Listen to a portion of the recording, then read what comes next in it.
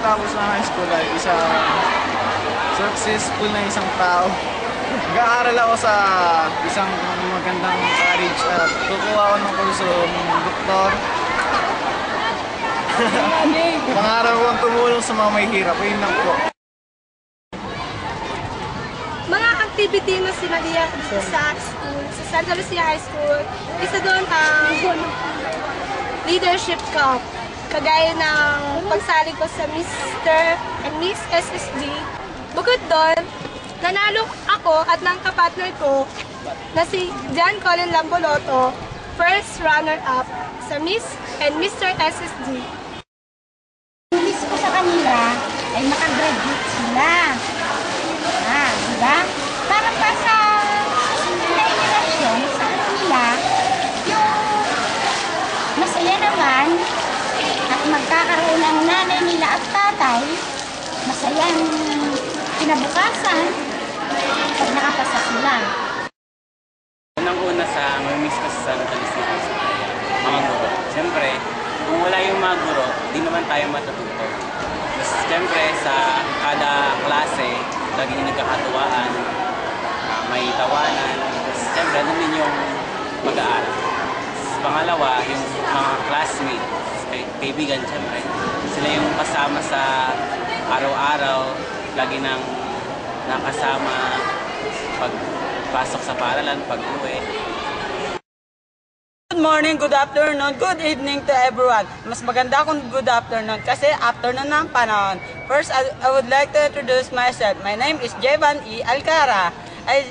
I study in Santa Lucia, Pasig City! Diba? Ang hindi ko makakalimutan dito sa unang araw na pagpasok ko ay isa akong taong kabado kasi parang hindi ako marunong mapagsalamuha sa lahat ng tao.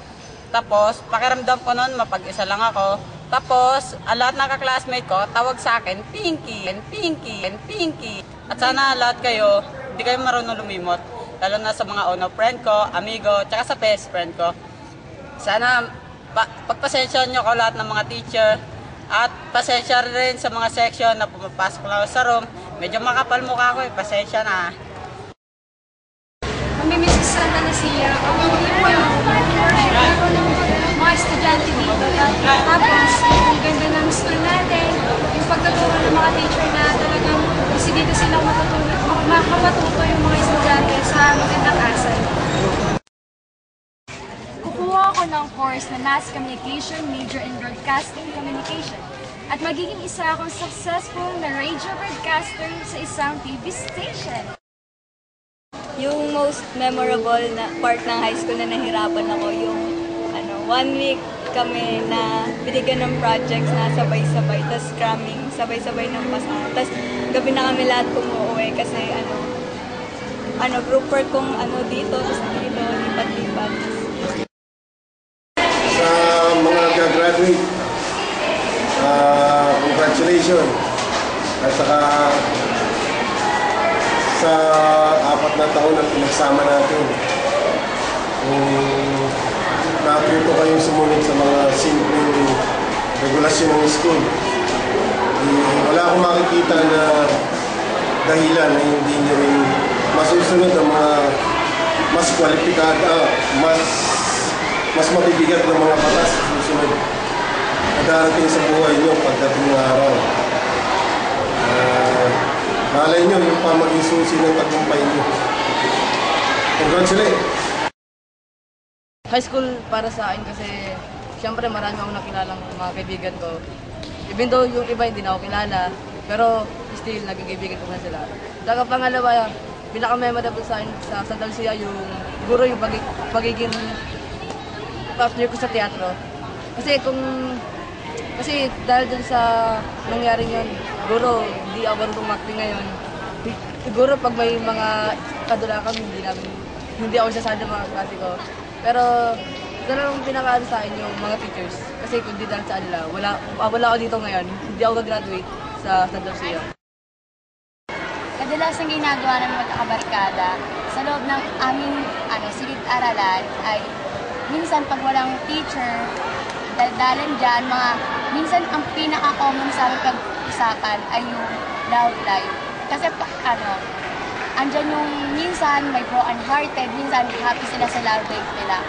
And minsan hindi nawawala yung usapan na ano ba yung dapat gawin sa ganito, mga projects and assignments. Then, sa labas naman ng school, syempre, andun yung free gawin namin lahat. Pero kahit pa paano, alam namin yung limitation namin kung anong dapat namin gawin. At itong pinakamahalaga para sa akin, ngayong high school na to, ibang-iba siya sa nakaraang taon ko. Dahil ngayong 4th year, kahit ngayong section namin, Einstein, ang pinaka-sinasabi ng pasaway, para sa akin, ito yung the best dahil punong-puno ito ng memories para sa akin. Ako ay nagpapasalamat sa ating municipality, Mr. Gilbert O. Inocencio, na nagbukas po siya ng open high dito sa Santa Lucia na may pagpatuloy ko ng aking pag-aaral. Malaking tulong po yun sa akin, lalo na sa aking edad ngayon. Paano ko nagandaan ang araw ng graduation? Siyempre, para sa akin, nagandaan ko ito kasi mahalagang araw ito para sa akin dahil yung mismong graduation na yun yung bunga ng paghihirap ng isang estudyante sa 4 na taon na pag-aaral niya. Kami rin akong natutunan na mga bagay na hindi ko pa nalalaman nung nag-aaral pa ako sa elementary. At yung, siyempre, yung graduation nga yun, hindi lang naman para sa akin lang, para din sa magulang ko. Siyempre, matutuwa rin sila na pagtapos ako sa pangalawang yung high school. Tapos, nagagalak din nila yun. Parang nagpapasalamat ako sa lahat ng tumutulong o nag-suggest open high school dito sa Santa Lucia High School. Dahil ang open high school ay isang malaking opportunity para sa aming lahat na nahihirapan sa ng pag-aaral dahil sa mga kailangan. Kaya kailangan magtrabaho upang mapagtapos ng pag-aaral at matulungan ng pamilya at ang sarili. Maraming salamat po. Of course, magka-college muna ako. Then, I'll take education for my profession then profession for it. Education. Ang susunod na programa ay Rated G. Ito ay pwede sa lahat ng manonood.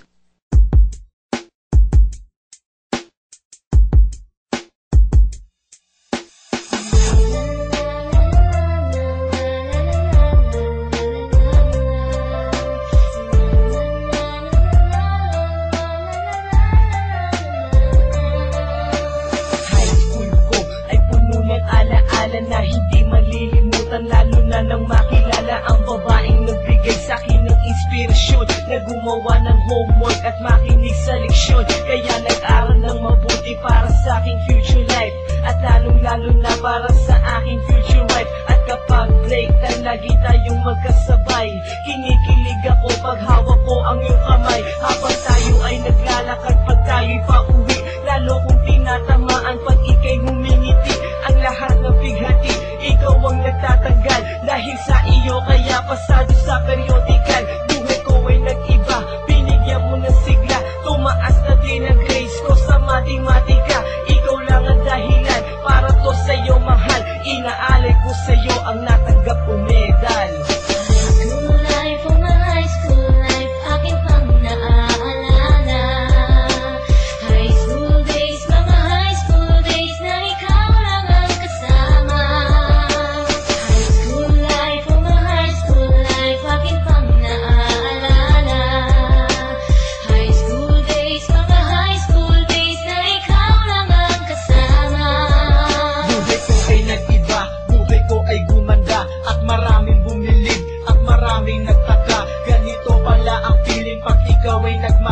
Araw-araw at gabi-gabi akong nagdarasal na sana'y ikaw na nga ang inilaan sa akin. Makasama ko sa buhay para aking mahalin. Nang ako yung sagutin, muntikan na akong madrop. Pero dahil sa iyo, naabot ko pa ang ulap. Ngunit ang kapalit, bakit ka bigla nagbago? Lagi kang tulala at parang lagi kang kabado. Hindi ka pumapasok, saan ka nagpupunta? Bumababa na mga grado mo, ano ba ang problema? Nakausapin ka, bigla ka napaiyak. Mabigat ang iyong dala-dala at yan ang natiyak. Nang ikaw ay tinanong, hindi mo ko sinagot. Tumakbo ka pa, alis na para bang ikay takot. Bakit?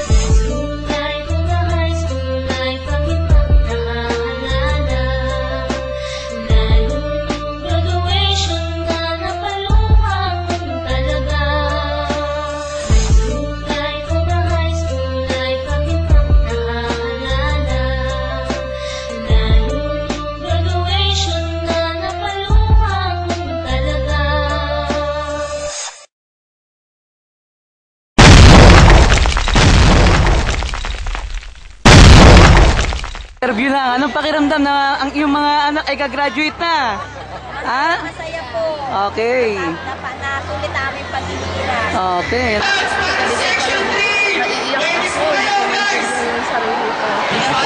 Congratulations po. Masaya rin ako na nakita ko sa yung anak ko eh.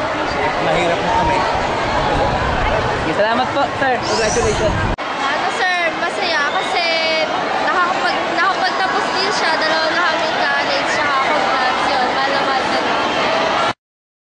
Wow! Huwag ka tumingin sa akin doon. Dito tingin. Okay. Okay, kita ba? Ako sa Open High. Sir, Cut.